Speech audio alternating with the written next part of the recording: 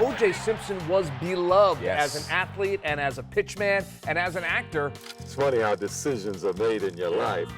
But O.J.'s road to stardom took a detour. in terms of scandals, is there anything else that even compares? Tonya Harding and Nancy Kerrigan. That was shocking. You remember the story of Bruce Jenner. That's the toughest question you've asked me so far. We better sit down and answer this one. Let me tell you. By 2015, Jenner had fully transitioned to Caitlyn. And I think she'll think this was her greatest achievement. Hi, everybody. Welcome to the show. In 1970, the Beatles released a song called The Long and Winding Road. And today, we're going to feature some legends who took that long and winding road and took some detours along the way, meaning that a lot has changed for a few of them since we first filmed their shows to now. And the first athlete we're looking at is O.J. Simpson. GSL filmed a show with Simpson back in 1988, 9 years after he retired from the NFL. OJ, what were your first few years like in Buffalo? Michael, they were tough. His host for that show was a young man named Michael Jordan. And at that time, he was just a budding 24-year-old superstar. They drafted me. They had the first choice. They had the worst record the year before. And O.J. was the charismatic figure that America had fallen in love with. Quarterback Toby Faye looks over that Sims off to Simpson. Big hole. He's up to the 40. He's up to the 45. The 50. Down They talked about his great college career and then his pro career that culminated in his 2,000-yard season with the Buffalo Bills, something that O.J. was particularly proud of. I was the first to do it. It was like breaking the 4-minute mile. And I said, my place in football has been set, that I am a part of the legacy of this game. But after the game, you went to the press conference with an unusual entourage. Well, they came in and they asked me to go into a press conference. The press wanted to talk to me about breaking the record, and I play a team sport. So I said, hey, I'm not going into any press conference without these guys. And they said, okay. So our offensive unit went into the room, and I felt, hey, they should take their bows with me because we did it as a unit. So 7 years after this interview, O.J.'s straight road to stardom took a detour and ended up on a car chase on an LA freeway that would become one of the most incredible and bizarre stories imaginable. Yeah, and here's a brief summary of what happened that night and in the subsequent weeks and months if you weren't alive when it happened or if you just missed the trial of the century. On the evening of June 12, 1994, O.J. Simpson's ex-wife, Nicole Brown Simpson, and her friend Ron Goldman were stabbed to death outside of Brown's Brentwood, California home. Their murders and their subsequent arrest of the former NFL star ignited a series of events that America's legal system and media had never seen before. The trial was beamed to every household in America, and there were new courtroom people who became stars like Marcia Clark and Johnny, if it does not fit, you must acquit Cochran. Well, after an 11-month trial, O.J. was acquitted. 11 months, and seems like a really long time when you look back at it, but when it was happening, people were living by it day by day. Yeah, this is one of the first times where those who were able to watch and had the opportunity to, because remember, it was on Jumbotrons in Times Square and in every household, as I mentioned earlier, where everyone got to see the intricacies of courtroom process. And we were all learning in real time with Judge Lance Ito, presiding over the case and everything. This is one of those times where you saw an entire television network get launched. I think it was Courtroom TV, or Court TV, if I'm not mistaken, launched off the O.J. trial. Totally polarizing. There are people to this day who have, completely divergent feelings and thoughts about it. But this is one of those moments, as you said, you remember where you were at the beginning and at the end of that trial. You just didn't miss an episode of Court TV because you just wanted to see where this was all headed. And the hardest part, I think, for people to wrap their head around was that O.J. Simpson just weeks before was one of the most beloved former athletes and pitchman and actor. Yeah.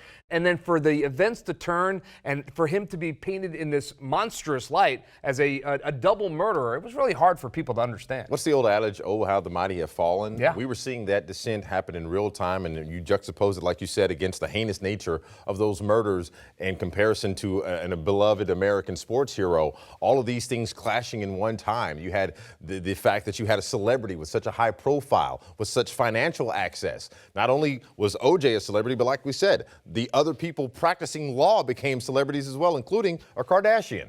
Yeah, it's hard to believe. And they say that the dream team that O.J. assembled cost him nearly $50,000 a day.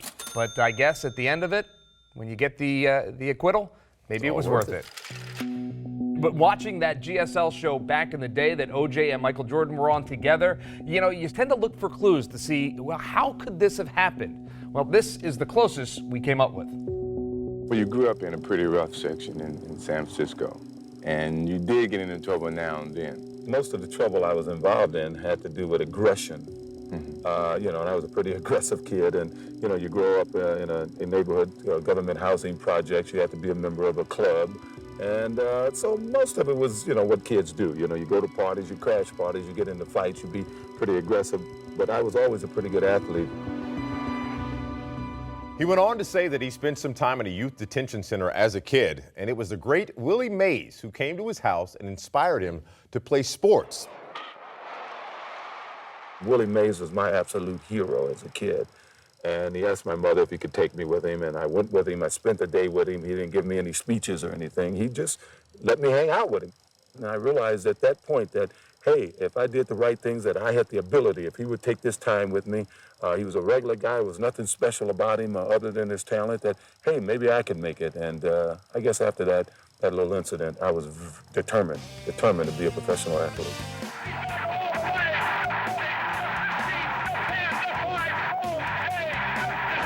It was all a dream come true for the next 20 or so years. But that was then, and this is now. When we come back, more on the long, winding road of O.J.'s life. These defensive backs would come up trying to arm tackle me a lot of times, and I stick the bone on them. What you call it, the bone? Yeah, stick the bone on them, and it shock them a little bit.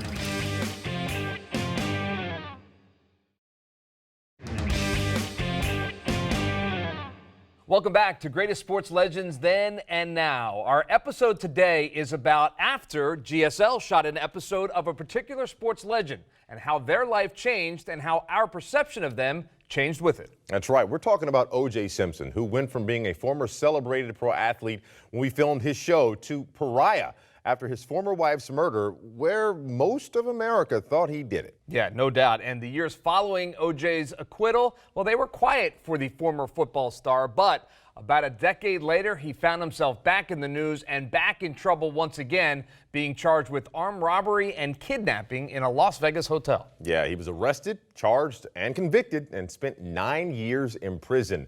Which is an awful lot for armed robbery and kidnapping, but you have to think that maybe the judicial system was trying to catch up for what they weren't able to do a couple of years back. Yeah, that conviction did seem rather conveniently heavy-handed, but at the same time, we're all thinking like, OJ, what are you doing? Like, go golf. Like, go do something else. You don't have to do that.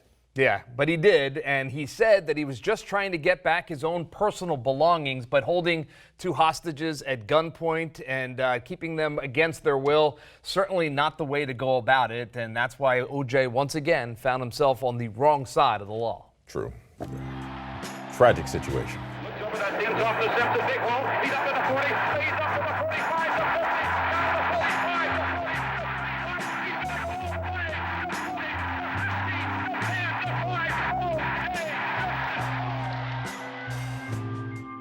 So, Wes, in terms of scandals that involved athletes, is there anything else that you can think of that even compares to what happened with O.J. Simpson? Two cases actually do kind of come to mind when I think about high profile or even just athletes in general and the shocking cases. One, the Michael Vick dog case, and the other, take you back in the day as well, Tonya Harding and Nancy Kerrigan. That whole situation, whew, that was shocking. Yeah, for those of you not familiar with the Tonya Harding case, in 1994, Nancy Kerrigan was attacked after practice at the Cobo Arena in Detroit in what would become one of the biggest sports scandals in history. The hitman was Shane Stant, who used a baton to strike Kerrigan's right leg. He, along with his uncle, Derek Smith, were contracted by Jeff Gillooly, the ex-husband of skating rival Tonya Harding. Harding's desperation to win at all costs prompted Gillooly to set up that attack. If I recall, they made a movie about that story, and it's called I, Tanya. And to my recollection, it paints a rather sympathetic picture of Tonya Harding. But at the end of the day, that incident goes down in history. Certainly does. And of course, you mentioned Michael Vick as well, who spent 21 months in prison after being convicted of being part of a dog fighting ring.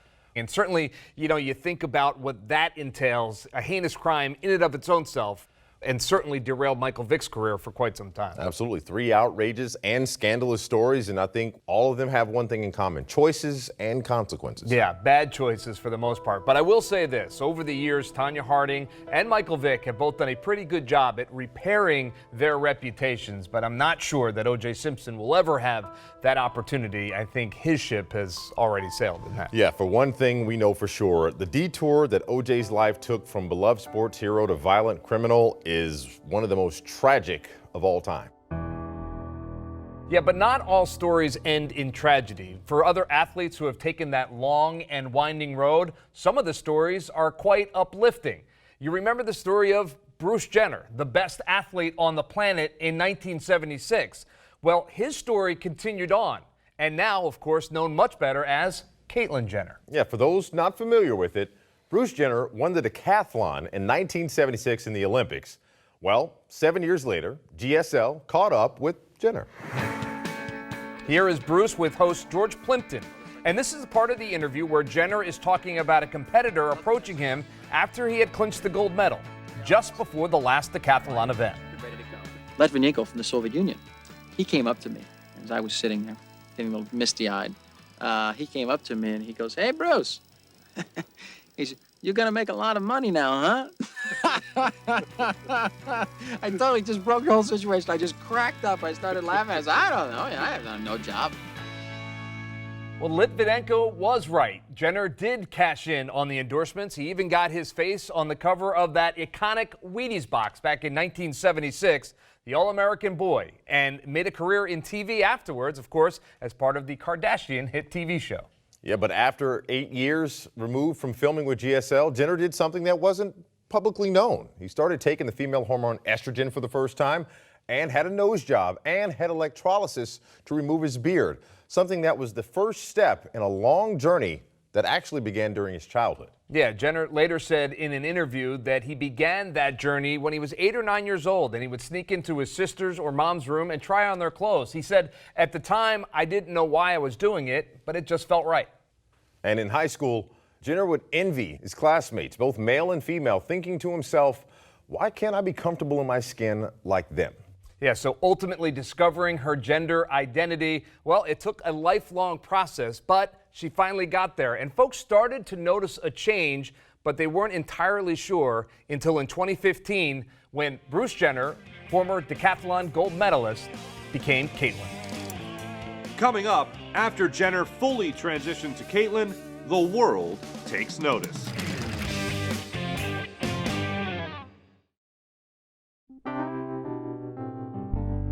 Did you have an easy night? Well, no night is easy in the middle of a decathlon. This one, knowing it's your last meet, it was very difficult. I laid there and listened to the rain come down all night long, and I thought the second day I'd have to run in the rain, and I thought I didn't want that. Luckily, I survived the night and woke up the next morning after 3 hours of sleep, wide awake, ready to go. Welcome back to Greatest Sports Legends Then and Now. We are talking about how certain circumstances have changed for some of our sports legends from the time they filmed their show to now. Murph, can you think of any other athlete that encapsulates then and now more than Caitlyn Jenner, former Olympic decathlon winner, formerly known as Bruce? Yeah, no, I don't think you can, Wes, because it's the most fundamental of changes when you stop to think about it, from male to female. Now, Jenner wasn't the first athlete to go through this. There was a tennis player, Renee Richards, you'll remember, back in the 1970s, who also made the transition. And the difference between Jenner and Renee Richards is that Richards transitioned during her career. Now, Richards, formerly a he, did compete in the women's side, but did not win. However, ranked higher than when she competed as a he on the male side. Yeah, it's an interesting topic, and most recently, Martina Navratilova wrote an opinion piece in a British newspaper saying that competing after transitioning was flat out cheating. And she got a lot of flack for that. But Jenner has taken the same position. But of course, Jenner didn't have to personally deal with that because she transitioned well after her 1976 gold medal. Yes, and by 2015, the transition was complete. Jenner had fully transitioned to Caitlyn, announcing that change to the world. And it certainly was a huge announcement, and I think a real positive step forward for this world. What she did so publicly and how it helped so many people feel comfortable in their own skin. Attitudes are changing. You think about the best athlete on the planet back in 1976, Bruce Jenner. And you fast forward 4 decades, and perhaps Caitlyn is even more important now to our society. You think about the public change and the way she so gracefully did it. She's been able to affect people's minds all over the world in a positive way. Absolutely. Think about this. Now, today, 60% more Americans find that they support transgender rights more so than they did in 2015. Again, that's 4 decades after Jenner won the decathlon. Imagine this happening back in 1976. No, and you know, athletes and nowadays they don't always put themselves out there, but Caitlyn Jenner put herself out there in the biggest possible way, and because of it, attitudes are changing and laws are changing, which is so very important. And I would imagine when it is all said and done, that Caitlyn Jenner will look back to her time in 1976 and that gold medal, and then her time much later in life when she brought this to the forefront, and I think she'll think this was her greatest achievement. Some would say Bruce taught us how to compete and achieve greatness. Caitlyn taught us how to love ourselves fully. When we return, the many detours along the road of Tiger Woods' life. All right, Mr. Woods, I'm placing you under arrest for suspicion of driving under the influence.